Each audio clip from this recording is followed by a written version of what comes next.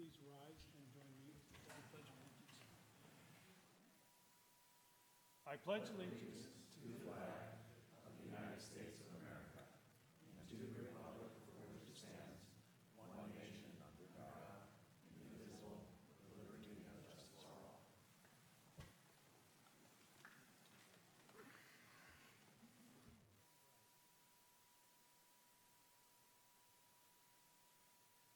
Give me 1 second here.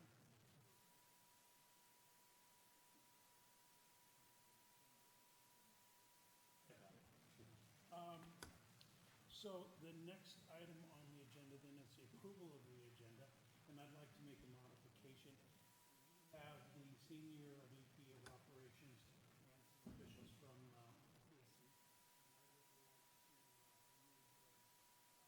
after the proclamation onto the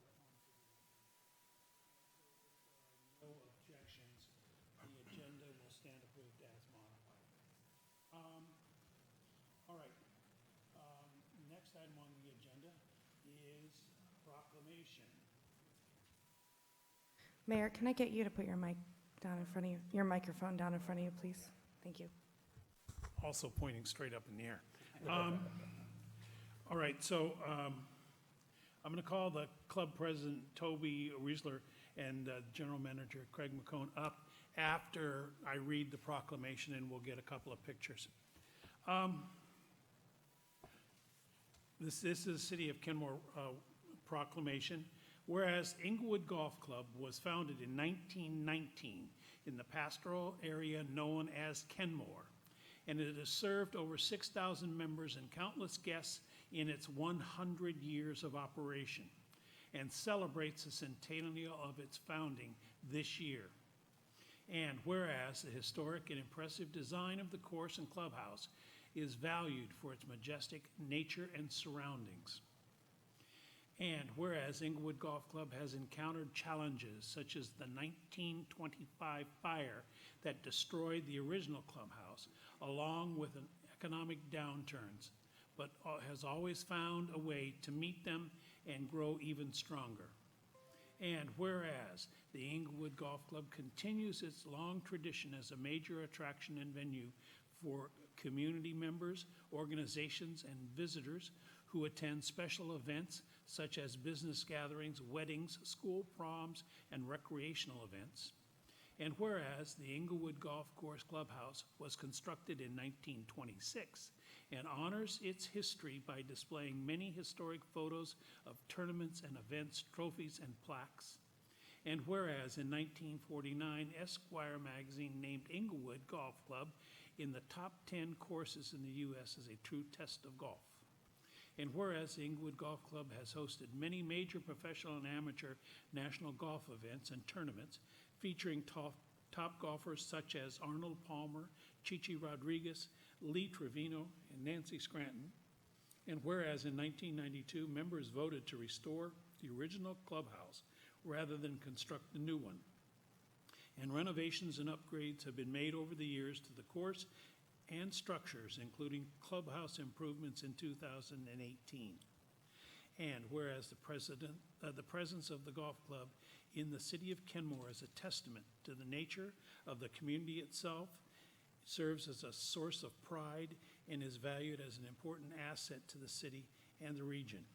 Now, therefore, I, David Baker, Mayor, City of Kenmore, on behalf of the City Council, am pleased to congratulate Inglewood Golf Club on its 100th anniversary. And if I can get you to come up here, I will present you with this and we'll get a picture.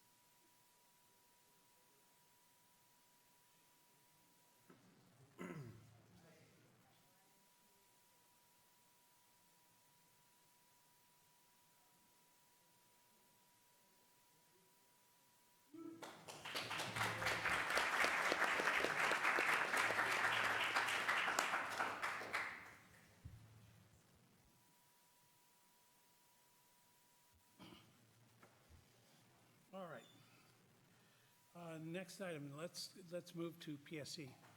Julian, you want to come up and introduce everybody to us? And we just happen to have 4 seats and 4 people from PSC.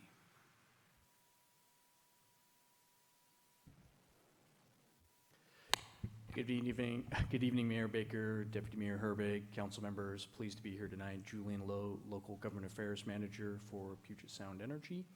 And I'd like to introduce Buka Gilbertson, Senior VP of Operations, Justin McConaughey, Municipal Liaison Manager, and Ray Lynn Asa, who is also Supervisor of the Municipal Relations Team. So with that, I'd like to turn it over to Buka.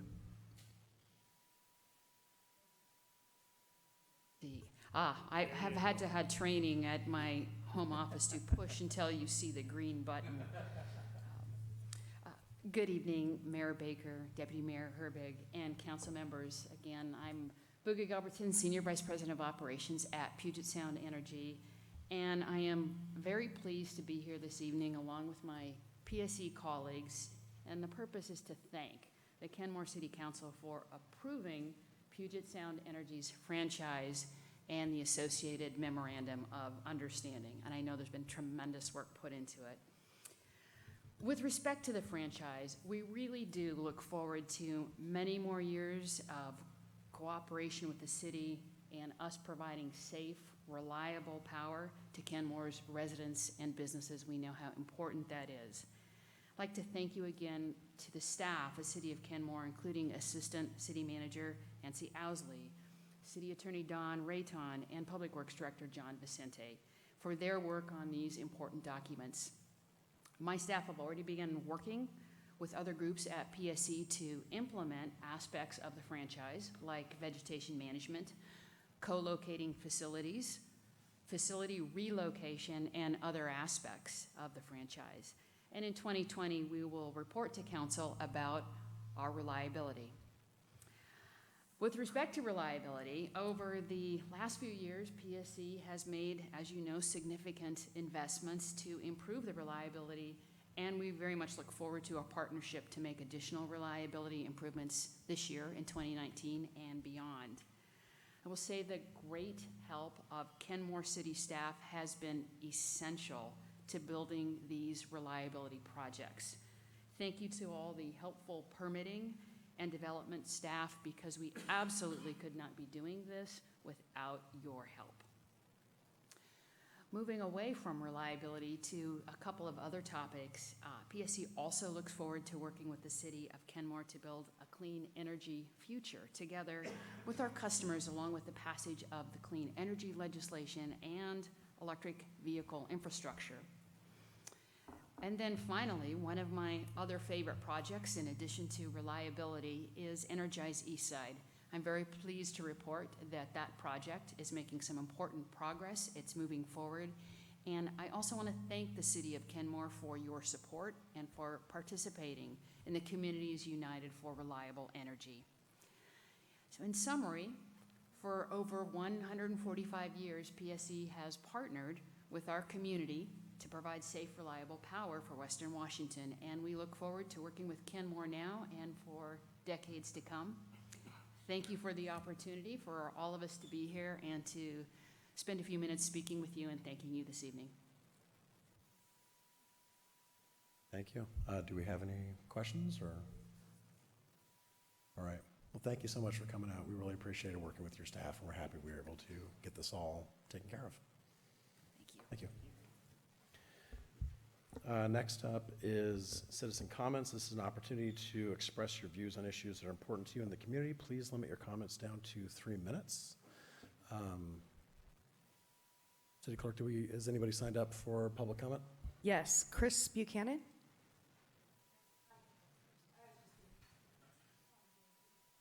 Oh, Up. There you go. at the podium, yes. Thank you. I'm here to speak in support of action in favor of House Bill 1406, which you'll be considering later tonight. And this is a pretty simple, I think, way to add Can I get you to state your name? Oh, and how about I city, start please? from sorry. scratch? My name's Chris Buchanan. I'm the Director of Real Estate Development for Downtown Action to Save Housing. We are an affordable housing provider. We specialize in workforce housing and senior housing. In fact, we have 2 properties here in Kenmore, about a block away from here, Heron Run and Heron Landing. These properties together provide about 100 apartments for families and individuals earning less than 40% of the area median income. So it's a pretty great asset to have for this city. Right now, we're working to get financing to do some capital repairs for the properties. And they need roofs, they need siding, they need deck repairs, they need HVAC repairs, and these are critical building functions to keep these buildings going for the next 15 years. But the demand for affordable housing and funding for affordable housing is so high that it's become very competitive, especially here in King County.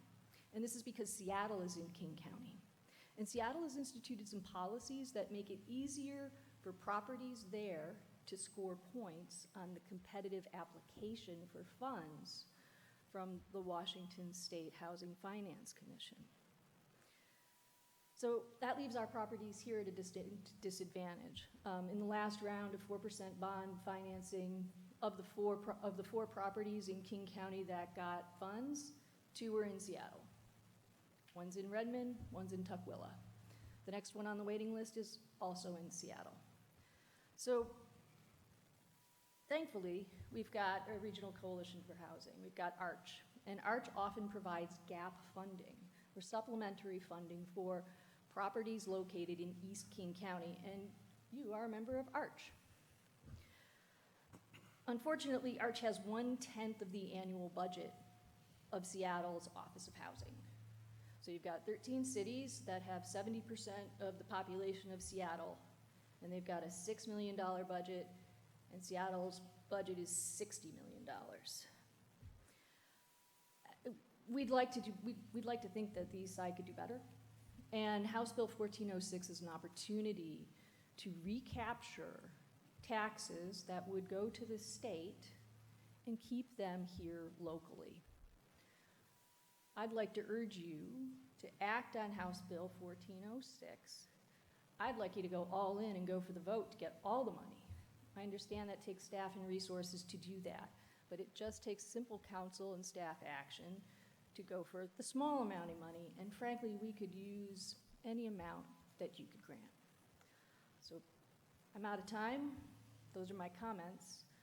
If you'd like to ask questions, I'm available for questions, either here or you can contact me in my office. There's a copy of my statements with the city clerk. Thanks. Thank you very much, Mr. Buchanan. Dan Engstrom.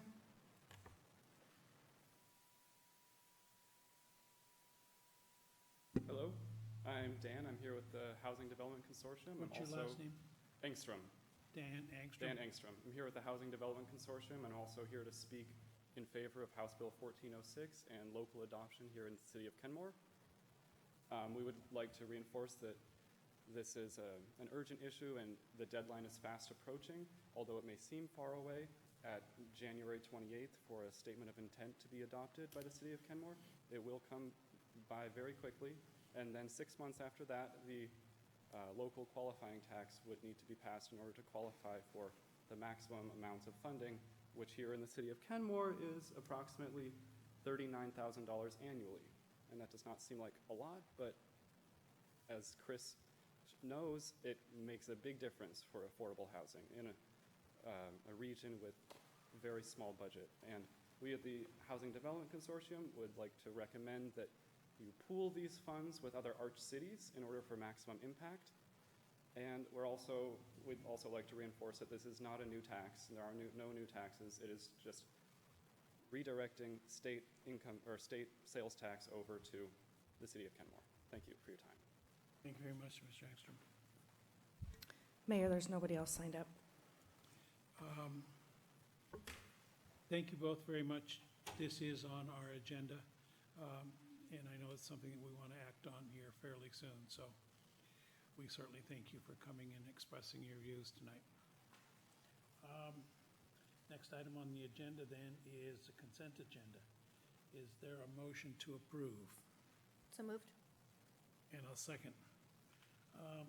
Any discussion? Hearing none. All of those in favor saying aye. Aye. Opposed? Consent agenda stands approved unanimously. Next item on the agenda is business agenda. Local sales tax options for affordable housing, 1406. Ms. Bent.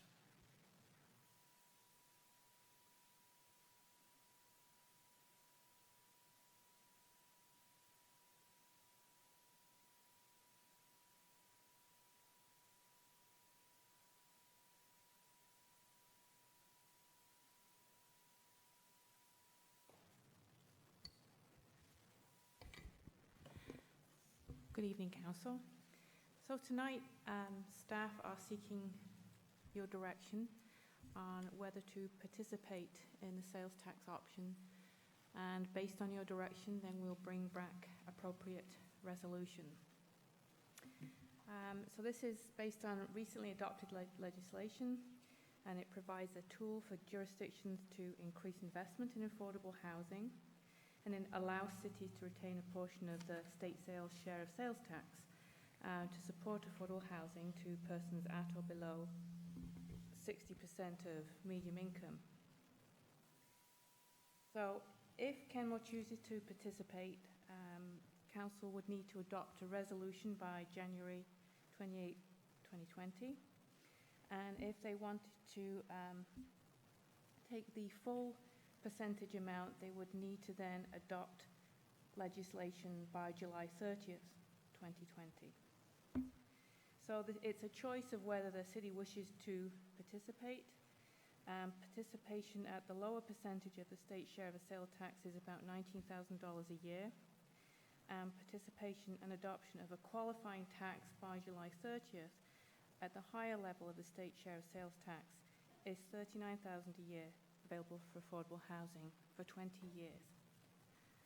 So that's why we're here this evening, to see if Council wishes to participate, and based on your direction, then we'll bring back appropriate legislation for you to consider.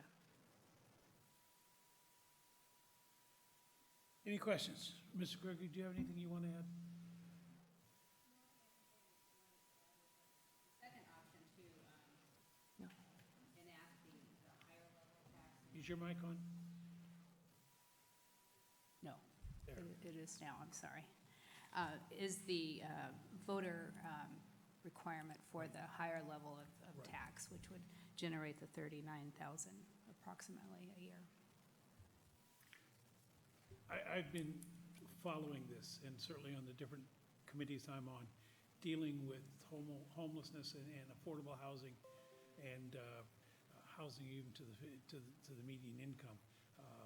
People, I think this is a good idea to at least go for the 0079, the smaller amount that we can just implement on our own. But that's my opinion. Anybody else have anything they want to add? Councilmember Danuski? Yeah, I definitely support the lower percentage. Hesitate a bit to do the voter thing just because we just did walkways and waterways. I don't know if NPRC is going to be doing a voter bond here, and I don't know if we need to come back to voters at some point for roads or whatever. So I think I'd probably, my opinion would be to stick to the lower percentage. Councilmember Sherman? I concur. I have one small question, which is who ends up making the decision about how the money is spent, whether it's the lower or the higher amount? I think the staff recommendation would be whatever amount is collected, we would donate, well, not donate, To give provide to ARCH? to ARCH Yeah. to be part of the housing trust fund. Because I did notice that there's also an option for cities of our size to use it for rental assistance. So just, yeah. The ARCH contribution would probably be the most efficient and effective way for us to administer those funds. Because I think if we did rental assistance, there's a lot of things that we would have to do and almost need a full-time staff. There'd be person to- process, procedure, there'd be a lot of- paperwork, a sure, lot a of lot of red tape on it. administration. Councilmember Smith? Do you happen to know the approximate cost if we were to put a ballot initiative on, just even ballpark? Oh, I don't know if we were to add, if we were to tack on to another election, but a special election is usually at least $35,000. It's not an inexpensive proposition. If I could just add one more thing, the sooner you enact legislation capturing the money, the sooner we get it. You don't, like if you enact legislation in September, then we can let the state know right away, and then the state can start sending us the money as soon as they get it. There's usually like a 30-day lag, but my point is we don't have to wait till July 28th, 2020 to get the money. So the sooner you enact it, the sooner you start getting it. Right, I think there's two steps. The resolution of intent by the end of this year, and then as soon as we do that, we can adopt the second ordinance to qualify for that credit. Really, why wait? So I think there's general agreement here to go ahead and bring something back to us for that 0079 or 73. Yeah, Okay. 0073. Do we need a motion to that effect? Deputy Mayor? Yeah, just one quick note. I would just want to be, I just want to be sure that as we go forward, they're not using this money to supplant money that we're currently giving to HERT, that we're Right. using, that this is additional funding. I want to make sure in our budget that this is on top of what we're already committing to do to ARCH, and that we're not just somebody's, supplanting funds. Thank you, that's what I was looking for. Supplanting funds and helping the general fund, which I know folks love to do, but in this case, I would be absolutely opposed to doing that. So they're just looking for general direction tonight to bring back something that we would then make a motion and vote on. Would that be something that should be included in the motion or determined tonight, or can that be determined during the budget? So if there's consensus, they don't need a motion. Right. Because you're just looking for direction to bring something back or not, and we're giving you the direction to bring something back. So we have the consensus to bring something back. I guess it was the second part from Councilmember Herbig of when it would be appropriate to get consensus on that item. That it's not supplanting other funds, that it's in addition to our normal contribution. I mean, personally, I think it'd be appropriate for that to be part of the resolution. Yeah, go ahead. Or you wanted the resolution they bring back? Yeah. Fine, can we do that? Any resolution indicating that it's not supplanting? I believe so. I'm sure that could be Or do you part of want the a separate resolution. motion to do I just that? think that if it's important to the council to memorialize that it be incorporated into either the resolution or the ordinance. Right. But the question is, do you want a motion? And as long as there's consensus, you don't need one, but if the council would like a motion to memorialize it, then that's up to the No, I council. think we're happy with consensus. We just want to make sure that it is in the resolution. Yeah, Councilmember Smith. No, Councilmember Smith. I'm just curious, so I actually support that idea. I'm just curious how you do that when your budget, we haven't been totally consistent on what our ARCH contribution is. How do you even do that? Well, I think this just, I mean, if we're going to, I don't know, please correct I don't me. know. If we're going to make a contribution to ARCH, that money, that 0.0073% is not taken into consideration as to what we're giving them. It's in addition. We could have like two separate line items or something. Yeah, right. I don't know. I mean, that gets into your area.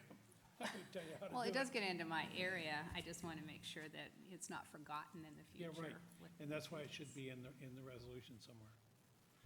Councilmember Shrubnik. Yeah, and I'm hoping maybe we can do some soft language on that. I have exactly the same concern as the budget process is the budget process. And that's different than how we're going to dispose is the wrong word, but dispense these dollars. And I just kind of want to keep that separate, but I totally agree with the intent. So, yeah, Okay, maybe it can be an intention statement. That's we'll fine. figure it out. Yeah. Two separate line items. We'll figure it or out with the city Two attorney. separate line items, so anyway, that's what you do. That's not what I do. All right, so we're in general agreement to go forth and bring something back. Is there anything else you need from us on this? No, so we'll work with the city attorney on drafting the appropriate resolution and ordinance and bring that back to you probably in September. Okay. Okay. Is that, are you sure? Oh, I was That's hoping it enough? would be before that, but all right. We're gone in Well, you've only got One more one meeting. more meeting, so it'd be a bit of a challenge to bring back Yeah. next week. That's a whole week. Well, we're fast. Maybe Debbie's No, fast. that's fine. That's fine. Okay, thank you. All right. Next item on the agenda is receive and file the March 2019 financial report for the city of Kenmore. Ms. Gregory, you are up again. I'm up again. Thank you very much. So tonight, yes, I'd like to give you a brief overview of our financial condition as of March 31st, which was only 3 months into the new biennium. And I am apologizing that it's already July, and this is the first opportunity I've had to present this report.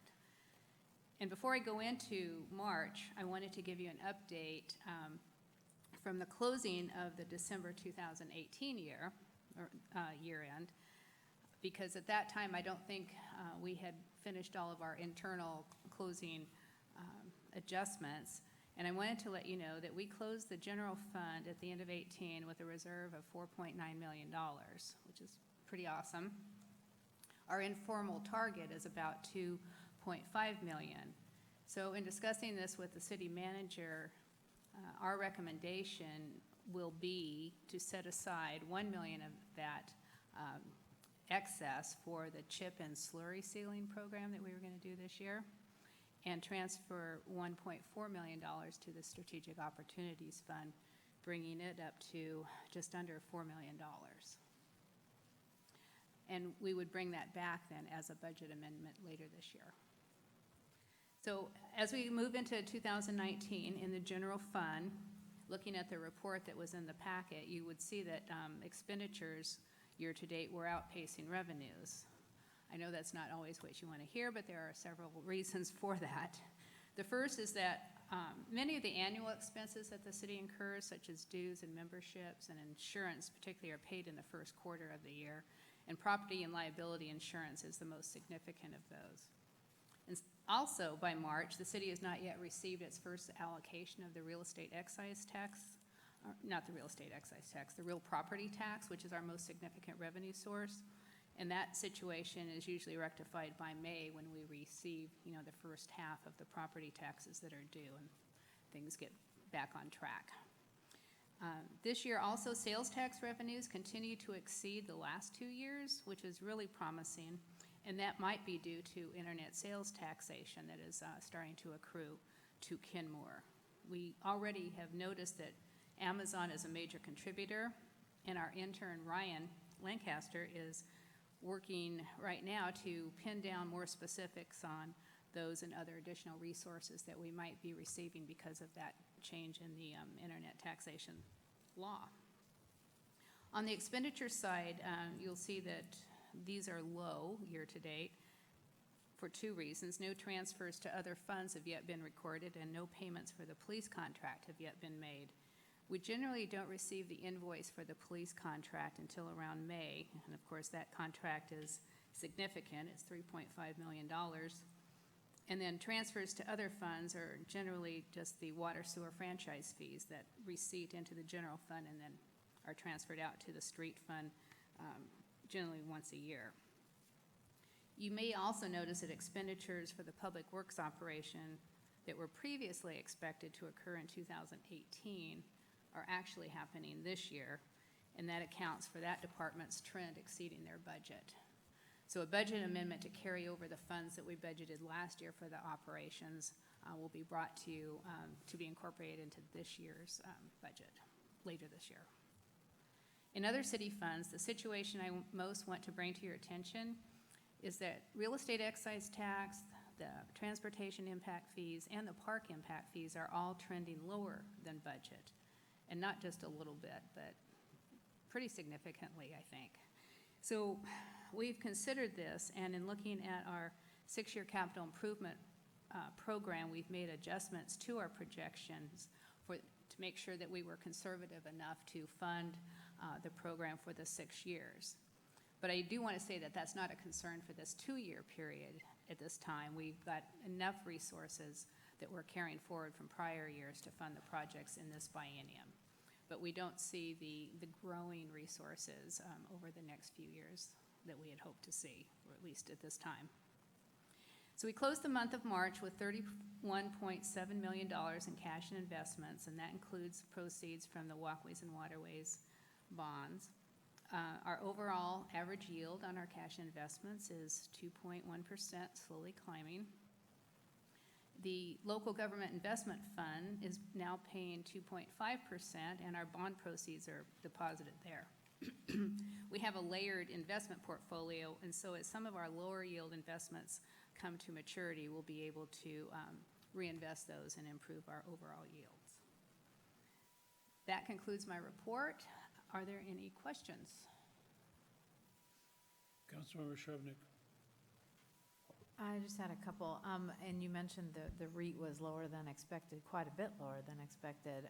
So one of the questions is, and thank you for obviously projecting ahead and adjusting budgets and things like that. Do we have a sense of why on that one? And then I had a couple other small questions. Well, all I have been able, I don't know really the why. The number of transactions just seems to be dropping off. Yeah, is that, do you know if it's like a regional issue or, I mean, more specific, I mean, it's great to I'm get not sure if it's regional. Prices have been dropping a little bit, and I have seen that regionally. I get reports for Shoreline, Lake Forest Park that average sales prices have been declining a bit from their previous high.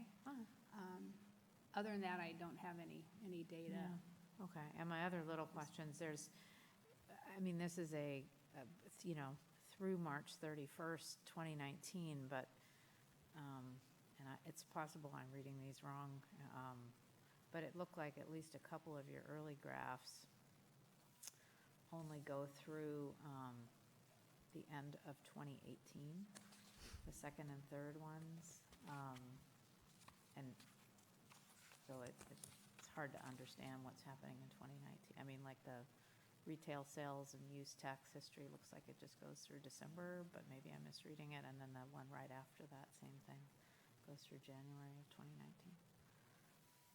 So the retail sales and use tax history report, 2017 to 19, it shows all of 17, all of 18, the target for 19, and then 3 months for 19. Oh, okay, you do have that, sorry. I was looking at the, Yes. along the bottom, 2018. Sorry, it might be hard to read. It's not very it's prominent. clear. Oh, and maybe that's what you're doing in the next one there too. No, it isn't, okay. No, that's That one's through. the monthly sales tax revenue by January. source. That just kind of goes on and on. I'm just trying to see the trend over a long period of time. And that one does seem to stop at January? It says it does, but it doesn't show every month on the grid, I don't Oh, think. got it, okay, It's- perfect. It's like, Just because 3 it'd be so months. tiny. yeah, okay, perfect. Councilmember Curtis. So I had a couple questions on some of the expenses. So one is the finance and administration. Looks like it's sort of consistently above the blue. And so I was wondering if there was a reason for that. And then parks and facilities had the big upturn. I assume it had something to do with starting the public works, Yes. but maybe you could give That's some where, information on those too. in the park and facilities budget, again, a lot of the expenses that we budgeted for and expected to occur in 2018 didn't happen. And we, I think, established a budget of about $800,000. We only spent about $30,000. So the vehicles and startup costs that they expected last year are actually occurring this year, and we didn't provide for them in the budget yet this year. So we have unexpended budget from 2018 that we're going to have to roll forward. So that probably includes the remodel for the shop over in the back of the post office, several pieces of equipment. Those are the major things that come to mind.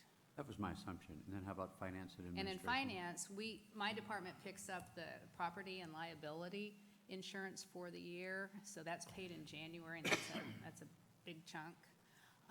And some miscellaneous memberships and dues, but mostly it's due to the insurance that we pay by January 31st for the year. So our expenditures kind of peak pretty early, but then it levels off as we get further down the year.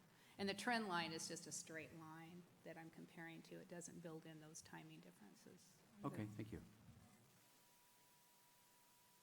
Councilmember Smith? I was just going to note, also noted on the REIT intake on revenue there, and I think to answer partially or some additional input, what I see just in my work, I see median sales prices really haven't changed much or have even dropped a little. The number of sales have decreased. And also new construction locally, we had a lot more new construction sales the last prior couple of years than we do right now. And I think those are kind of impacting it. I'm hoping that it won't continue to decline. It'll just kind of stabilize. I don't know if It's gotten better since the end of the first quarter, but that's partly seasonal, I'm sure. that could be. Sure. Thank you. Thank you. Any other questions or comments? So the chair will entertain a motion to receive and file March 2019 report. So moved. Second. Moved and seconded. This one's easy. All those in favor say aye. Aye. Opposed? The ayes have it, unanimous to receive and file the report. Thank you. Thank you. Next item on the agenda is resolution number 19-325, suspending resolution 01 Superseding.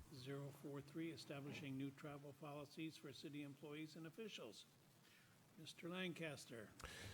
Your Honor, while they come up, one of the values of having a graduate student intern for the summer is they can help, especially one as good as Ryan, is they can help you clean up a lot of administrative policies and procedures that are much needed. And so he's been extremely valuable this summer in helping us update and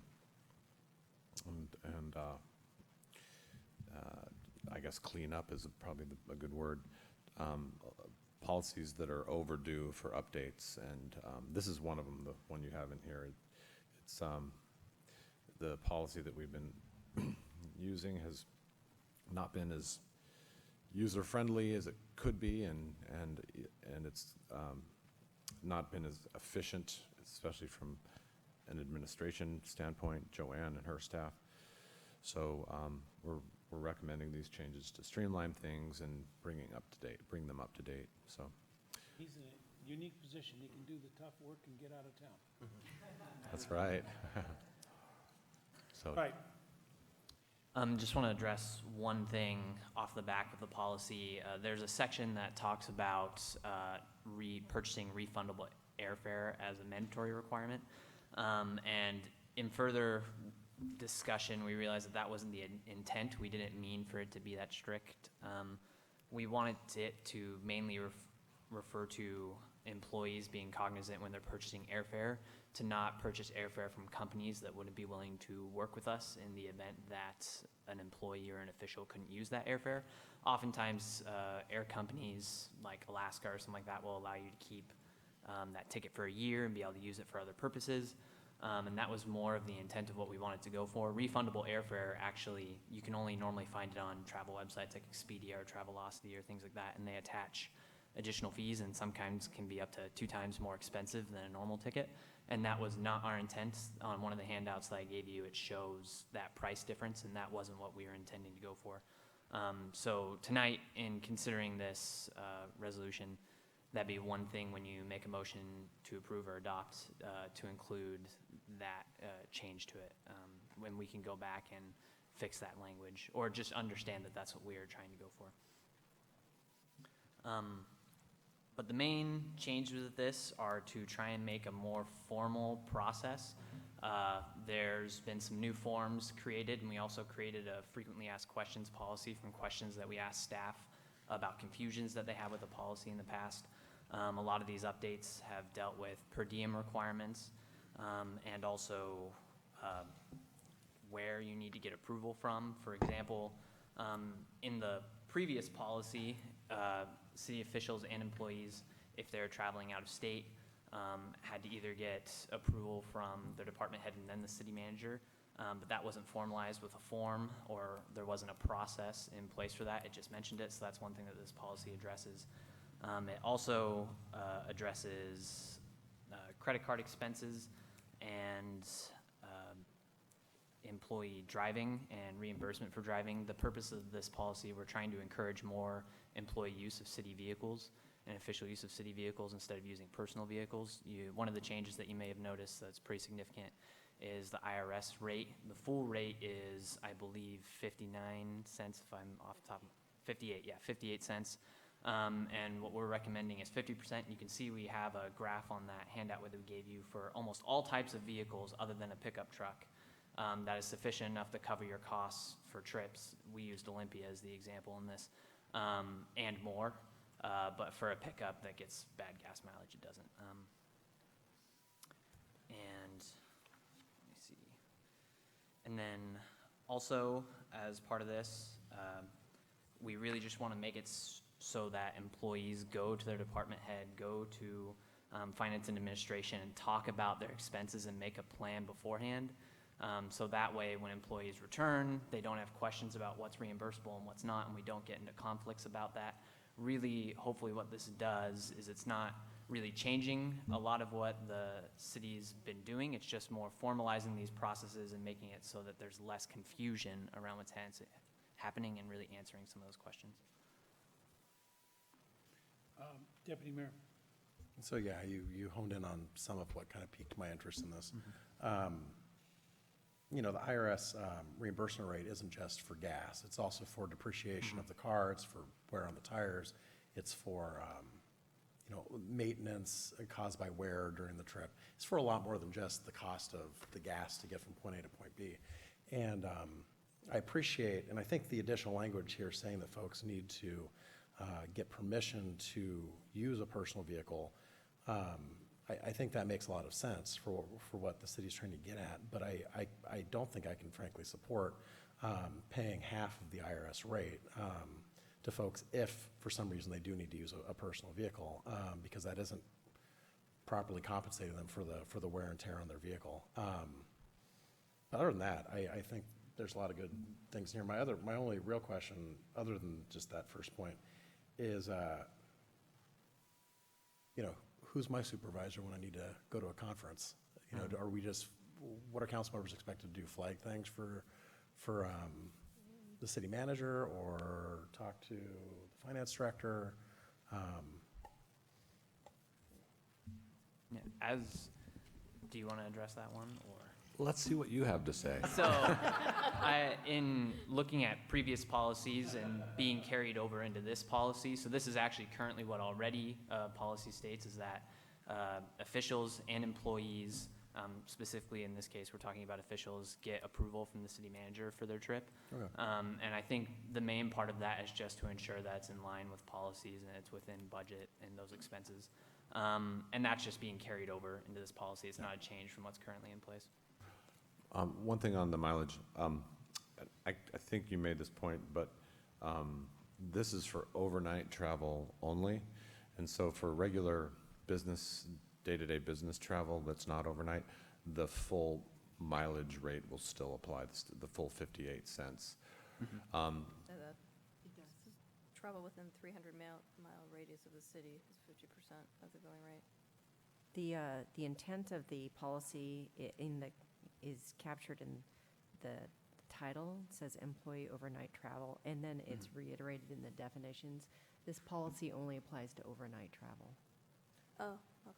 So the remaining language would have to be captured in the definition. So if we take our car up and come back the same day, we get to 58, but if we spend the night, we get the other, well, the mileage is still the same. We gotta go up and we gotta come back. So, It's to encourage the use of a city vehicle. so then if Yeah. we have meetings like AWC where I'm up, down in Olympia for 2-3 days, what, I take the car for 2 or 3 days? Preferably. Yeah. That gives me the opportunity then to earn some money before I head on the trip, right? Use the city car for Uber? Can I just give an example? So I went to the AWC conference in Spokane last month, and I could have used the city car, but I brought my family with me, and we wanted to visit some relatives, so I wanted to drive my minivan. So I just got reimbursed for one way, not 2 ways, just because I didn't feel like I mean, that's before this policy was changed, but I just didn't feel like I wanted to charge the city for that much mileage, given that I was choosing to use my own city vehicle, or my own personal vehicle. So, I think in Spokane, that's why I take an airplane quite frequently, because it's much cheaper than a car. If I could add, so the IRS mileage reimbursement is what you can deduct as a business expense on your tax return. And I know that's probably not much comfort to you that, okay, well, the city's going to give me half of that. Now I can deduct the other half when I itemize my business expenses on my tax return. But you could. You know, that's allowable. We're reimbursing everything now, not because the IRS says we have to, but that's what they allow for you to deduct as a business expense, and we've always followed that. But if you did itemize business expenses along with other things that you incur in your official duties, you could add that unreimbursed business expense to your tax return. I guess the other thing is that when an employee goes away overnight, they still get their salary. Don't. I mean, we get our normal rate, whether we stay here and just are not involved, or we travel and try to do the best job we can for the city. So there seems to be a little bit of something going on. yeah, you're right. Those of you with day jobs have to either take a vacation day or not get paid for being gone. So that's a good point. Well, and you know, in many of my various day jobs, I've never been to a place that reimbursed it less than the IRS rate. Every job I've had is, if you're going to use your personal car, reimburse the IRS rate. Do you have examples of other places that reimburse at a lower rate? Because I can't think of any. No. Okay. I mean, I personally, just speaking for me right now, I think that the expectation that, well, not even the expectation, the part in here saying that they must receive permission to use a personal car before travel, I think that is probably strong enough to get to the point that I think staff is trying to get at here, and discouraging personal use where it's not necessary. I don't know, I'm not supportive personally of paying less than the IRS. That's kind of the accepted business practice almost everywhere. I can't think of a place that doesn't do that, if you have to use your car for something. So I can't support that part of it. I know when I had my wonderful Dodge Aries, I was told that I wasn't allowed to drive that anywhere, that I needed to take a city car. And I had never been able to use the city car before that point. So I guess there's advantages to owning old junkers. We were fearful for you. And we've never, and now this may change, but it's been my experience that we really don't get a lot of maximum value out of our city cars. You will find that they traditionally, over the years, have been very low mileage. They stick around forever because they aren't used, in my opinion, as much as we should use them. So I'm looking for ways to encourage people to use those investments. Councilmember Smith. Well, first, I'd like to publicly thank whoever told you not to drive that car to city function. But no, so until I heard the discussion, I was so impressed by this creative idea, and I thought, wow, what a great cost savings that nobody pressured you into having to do or anything, and I was so, and it encourages the right use and everything. So I was really excited, thinking, that's really creative, good financial budgeting. But then I heard the comments, and part of me, I put myself in these shoes, and that is that I don't travel nearly as much as some of my other peers on the council, and I feel like it penalizes them, and I don't because of work. And everybody has a different level of work that they, we can't easily come to the city maybe and come back to the city because maybe you're working and then you're going and doing something. And so to use the city car isn't as easy to use as well. So I did a 180 and was supportive of during the presentation, but I would actually be fine with sticking with it, with the full IRS deduction amount after hearing the comments. Is there any interest in having a difference in council policy versus staff? That certainly seems reasonable. No? Ouch. No, okay.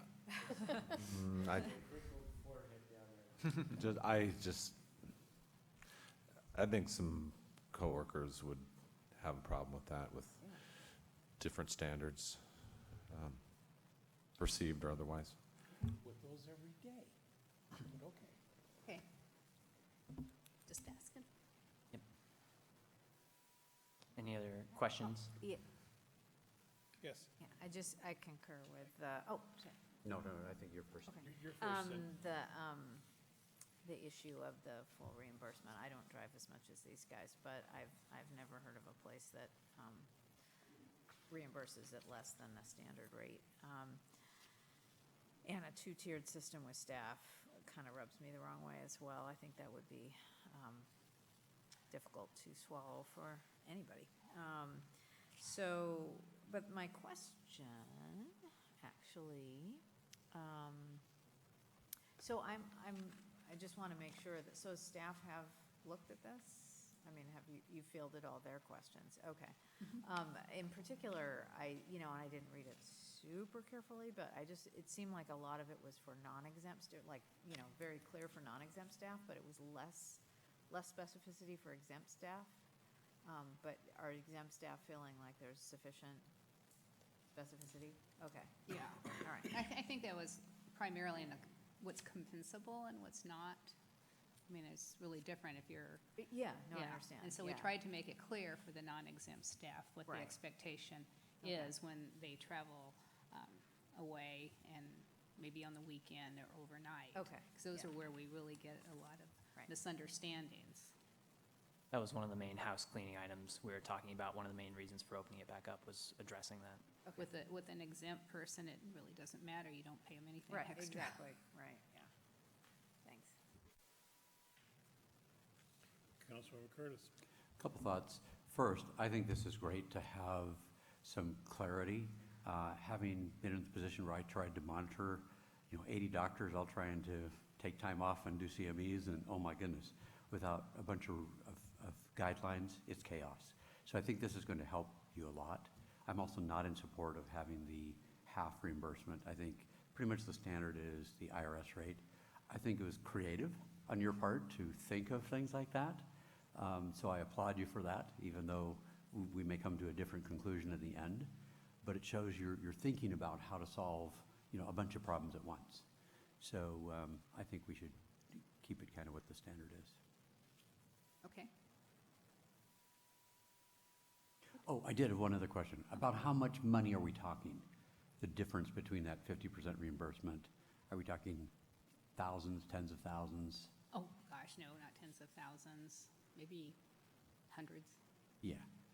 I don't. It's not so much a budgetary concern. It's just maybe being frugal and not creating an expectation that I can drive 300 miles and make, I think for the aggravation it would cause, those few bucks we'll make isn't worth it.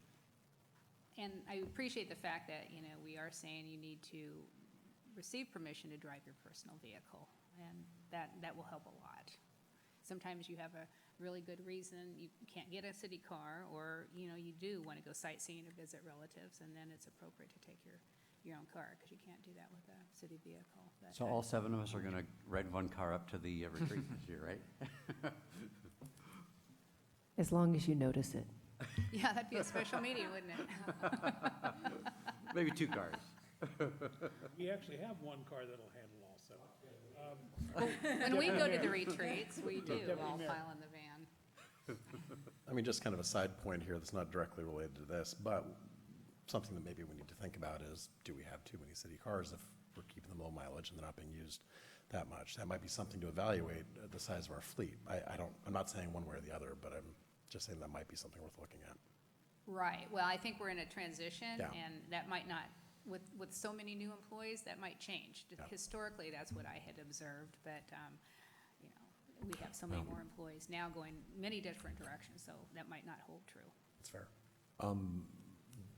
It's true that our cars have low mileage, but there's often conflicts during the workday when people need the car.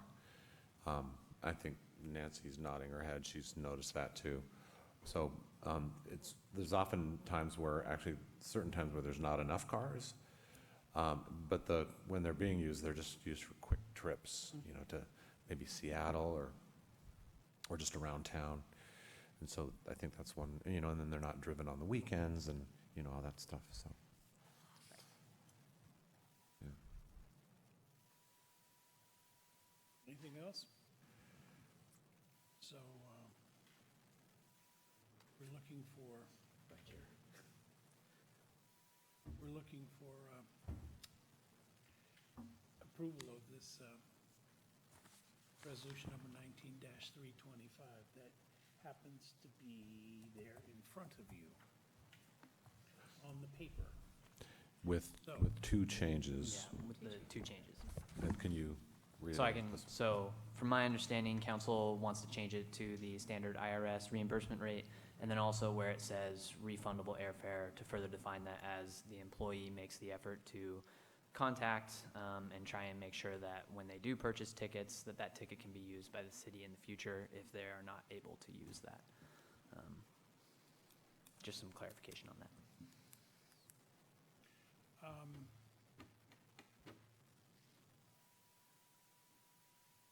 Yeah, I get the general intent. And I certainly can go along with the general intent. I don't necessarily like the restriction on the requirement for the name change, because with a number of airlines, name changes are not allowed. There's only one airline that allows name change, so that's something that has to be worked through. So we'll try and write in something that makes it, you know, reasonable cost as well. Right. And with as much flexibility as possible to reuse the ticket if the trip is canceled. And the policy does currently, especially on the application, like on the form when an employee wants to go on it, has spaces for people to write in exemptions or things that they need. So if there's a flight that's offered and they can't get refundable, or they can't, you know, transfer it, but it's the only flight that they can find at the right time, they can write that all in, and it's with the way the policy stands in the form And I guess is. that's one of the differences, is we don't necessarily see that form. We gather our stuff together and give it to somebody who then, We're happy to give you the form ahead of time. well, we certainly will do that, but that's been taken away from me a couple of times. But anyway. So are we in general agreement then to adopt this 19-325 with the changes? If so, the chair will entertain a motion to adopt resolution number 19-325, dealing with travel policies and superseding conflicting policies in earlier resolutions. So moved with those 2 changes. Second. Moved and seconded. Clerk, please take the roll. Mayor Baker, Yes. Councilmember Shrevenick, Yes. Councilmember Danuski, Yes. Councilmember Curtis, Yes. Councilmember Smith, Yes. Councilmember Marshall, Yes. Deputy Mayor Herbig. Yes. Wonderful. All right, next item on the agenda. Lancaster, you're not going away. Ordinance number 19-0494, providing for additional parking restrictions and exemptions in bike lanes, travel lanes, in downtown Kenmore. Yeah, here's another housekeeping for efficiency. Really great that we were able to have Ryan here this summer to get to something that we've had on our to-do list for quite a while. So take it away. Yes, I'd like to also thank Chief for really helping me out with this, and also Tobin, who couldn't be here. He helped a lot on this as well, and Don in weighing in and really helping on this.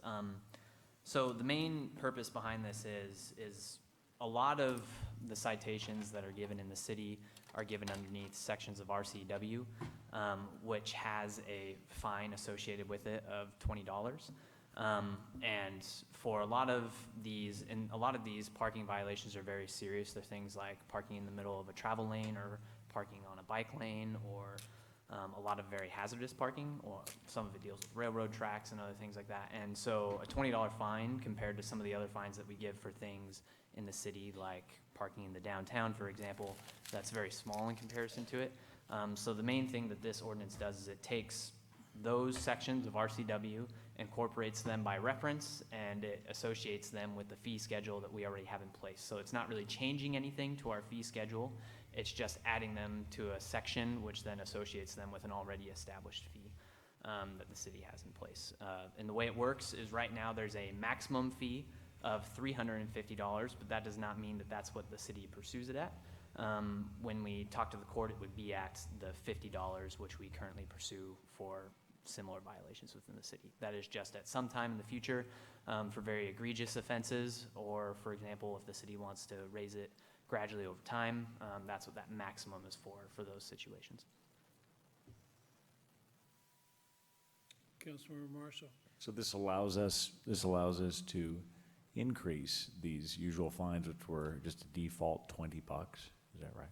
Yep. And that's viewed as merited because these are serious infractions we want to try and encourage people to think about and avoid. That's correct. These infractions are such as parking prohibited by signing, i.e. no parking zones. Chief, will you turn your mic on? Sorry. Thank you. Is this better? All right. So these parking offenses come into play, for instance, such as parked where prohibited by signing, i.e. your no parking zones, parked in front of fire hydrants, parked greater than 6 inches from the curb, parked within 15 feet of, or 20 feet of a crosswalk. So currently those fines are $20. And in my research with my officers and in speaking with other departments in our neighboring areas, we are on the very low end of the fine scale at $20. Our neighboring agencies, Lake Forest Park has, for their basic violations, $45 for their parking violations. Woodinville is $63, Bothell is $40, Kirkland is $45, Seattle $47, Burien is $50, SeaTac is $50, and Sammamish is $71. And also in the staff report, we have the maximum of their normal type of parking as well. So that's what they pursue it at, but they have higher maximum set in their official codes. They just pursue it at a lower. Any other questions on that section? Because there's an additional section I want to go over, but I don't want to move on to it until we've covered this. Councilmember Shrubnik. I just have one really picky question. Is this just in the downtown? Because the title of the ordinance, it's not. Okay. It's not. No, The next section, I'll get to that. This is an Okay. opportunity to make our basic fine fee uniform throughout the city Okay. of Kenmore. Okay. So it would fall in line with the timed parking here in the central core, which is $50, as well as the timed parking at Log Broom Park, which is $50. But any other basic parking violation is currently $20. Councilmember Danuski. Yeah, I'm just curiosity-wise, why you chose $350, which is higher than all the surrounding cities. So because that's what was already established for other parking within the city previously. A lot of this is already standing and existing, and we're just raising it to be uniform with the rest of the code. Okay. So if we were to set this one lower, it wouldn't be in conformity with what we have the maximum for a lot of other infractions in the city. Okay. So it just made sense to establish it at 350 where the rest of them are. And just to tag on to that, the likelihood of us charging 350 is extremely small. We'll probably be recommending 50 to the prosecutor. Correct.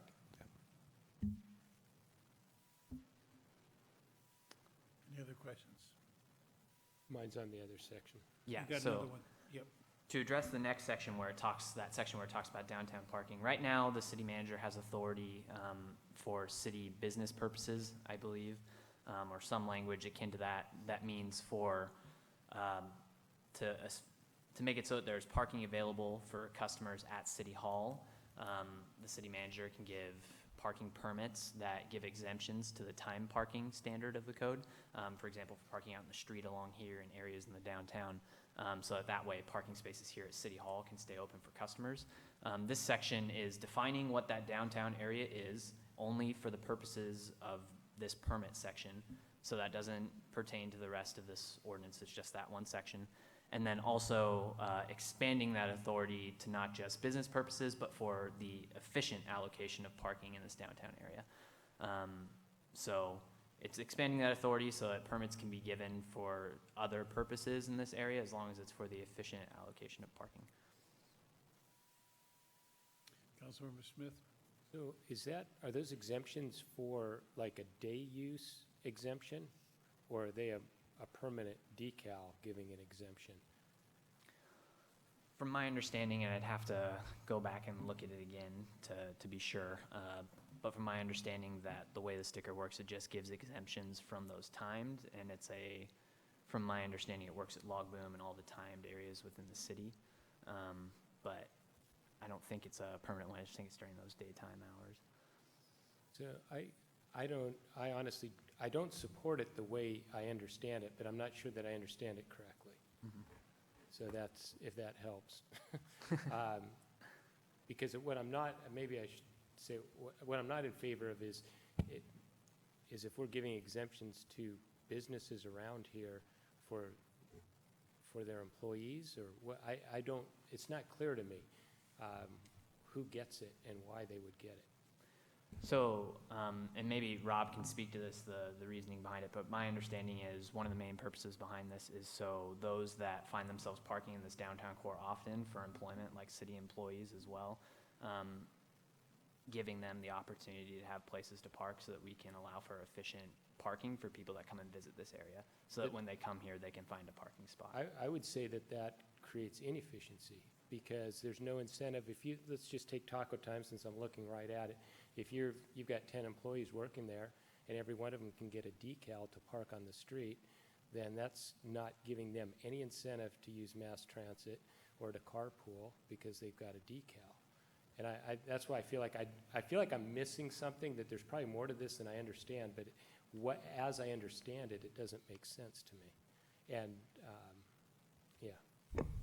Yeah, I can speak to that. So the intent is mainly to help the parking lot where our town square and hangar building are. That parking lot can fill up quite a bit, and if we can encourage employees who use those buildings over there to park on the street, then that frees up that parking lot. That's the intent. But see, I wouldn't support that either, even if that's the intent. I feel like if there are employees there, they need to figure out where to park, and an employer has a responsibility to work with the employees to figure that out. And in some ways, even the city has a responsibility to work with their own employees to figure out how they're going to do it. But I really wouldn't support it from the business side. Yeah, Deputy Mayor? Yeah, I agree with Councilmember Smith.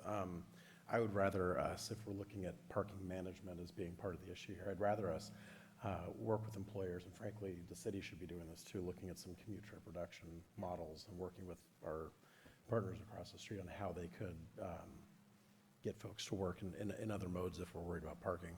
I'm not a fan of the idea of giving permits to employees, non-city employees, personally. Councilmember Shrubby? Same. I mean, I would look at commute trip reduction incentives, a lot of other avenues. But I think we would go in the opposite direction of having more space for people to shop and have commerce if we're filling them up with employees. I mean, that seems like the opposite direction we want to be going. Well, can I add one more thing? Councilmember Smith? You know, I think twice in council retreats, we've talked about downtown parking, and I remember one of the results was, we're creating a downtown, let's wait and see what happens. And so if we're at this wait and see what happens, and the issue is that we now have a parking problem, then I think we do need to look at that and figure out how that gets addressed, maybe rather than creating an exemption routine.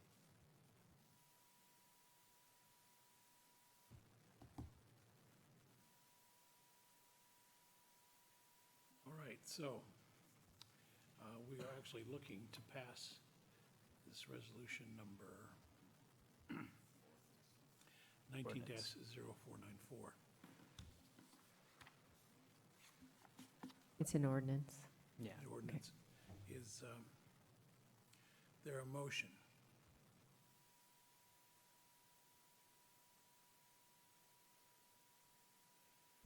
Okay, there is no motion, so have you got enough information to, edit it, and if I'm right, the direction from council would be, is there any other sections of the update? Because that's only one section that's being amended. Deputy Mayor? Well, I mean, if somebody were to move the ordinance, I could propose an amendment, and we could get this done tonight rather than coming back in a week. Because I think it's a fairly straightforward amendment, but we would have to have the ordinance forward as a motion first.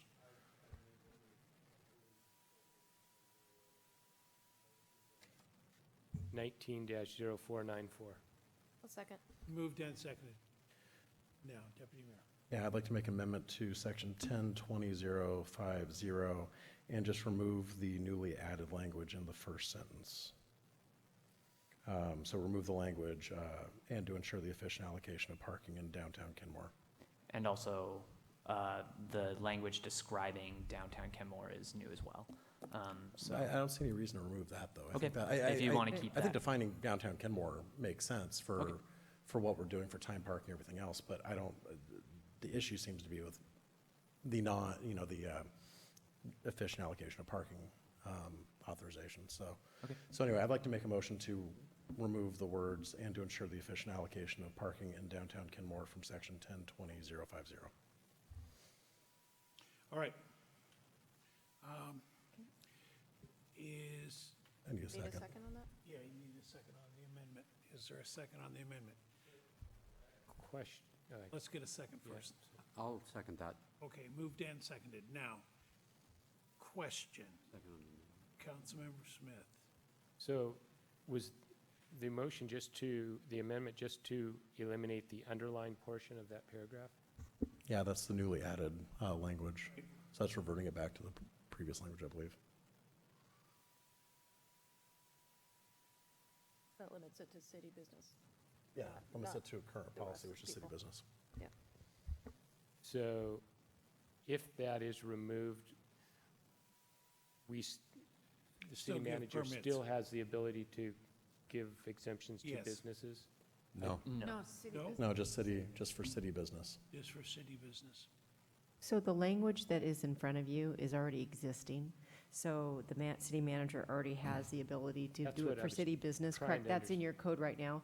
The underline would be new language, which would include not just city business, but efficient allocation.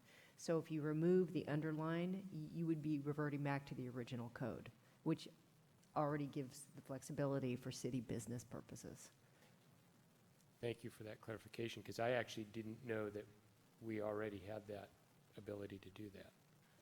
And if I could further clarify, the cleanest way.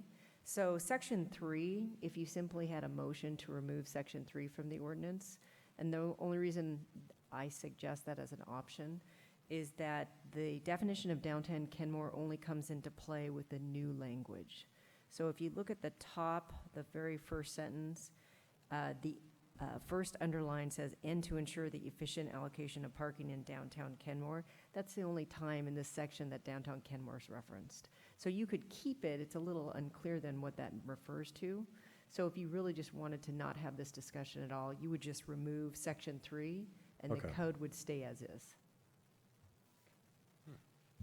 As long as we're clear on that. Yeah, that's very clear. As long as we're clear that the code stays as is. Absolutely. Yeah, okay.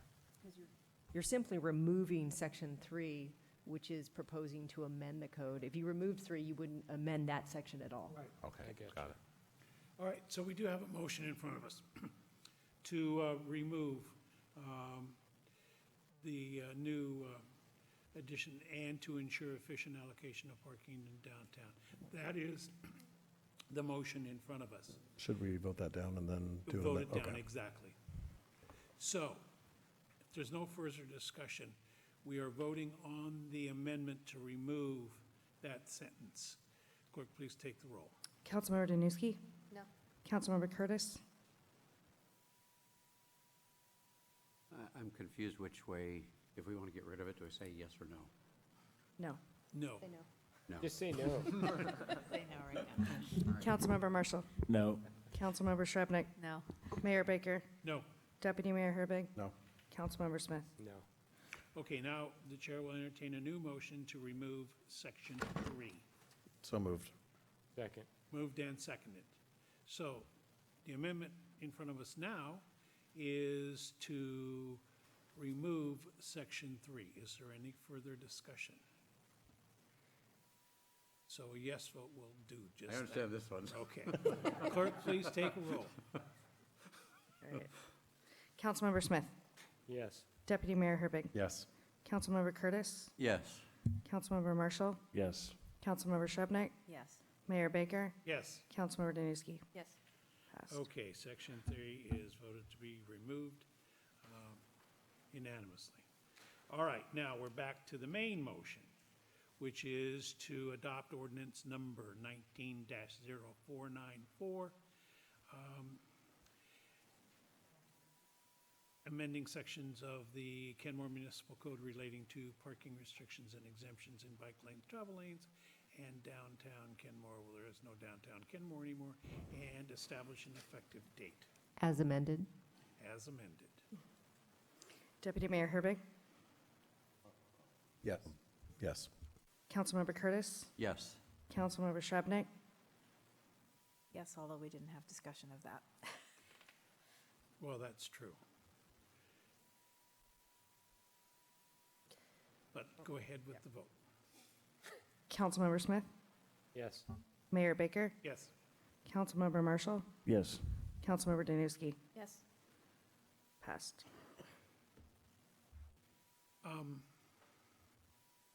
Was there something in the discussion that would have changed anybody's vote that we missed here?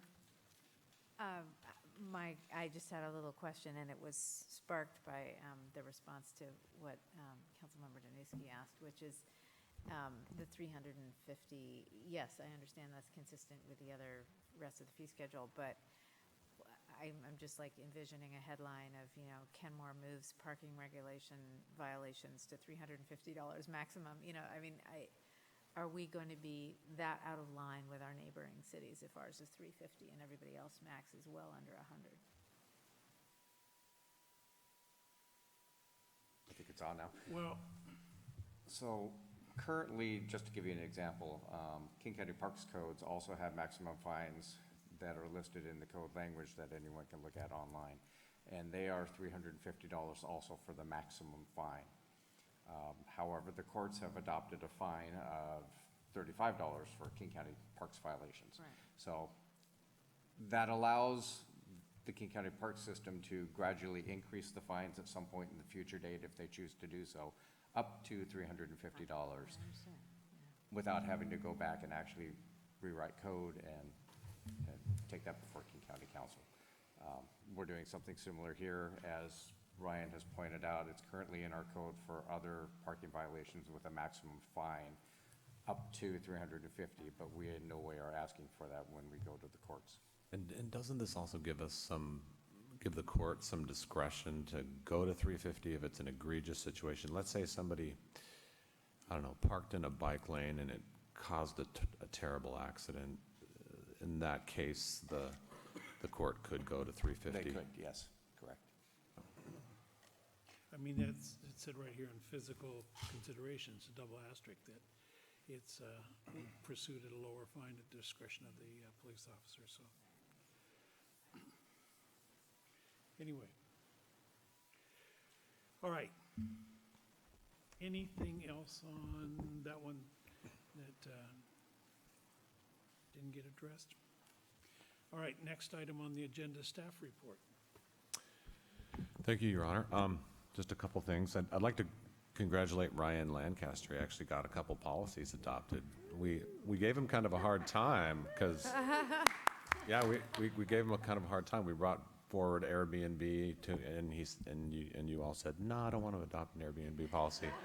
And then we brought forward the lodging tax and you said, no, I don't want to do that. So finally, he's got a couple, he can go back to grad school with bragging rights in the fall, so. But also, on there it says July 29th, tentative special council meeting. I'm pretty sure we don't need a council meeting on the 29th at this point. I'd like, while I'm in jury duty tomorrow, I'd like Nancy to discuss it with staff and see if there's any reason tomorrow during staff meeting. But maybe you could let them know by the end of the day tomorrow if there's a need for a meeting on the 29th. And that's all I have.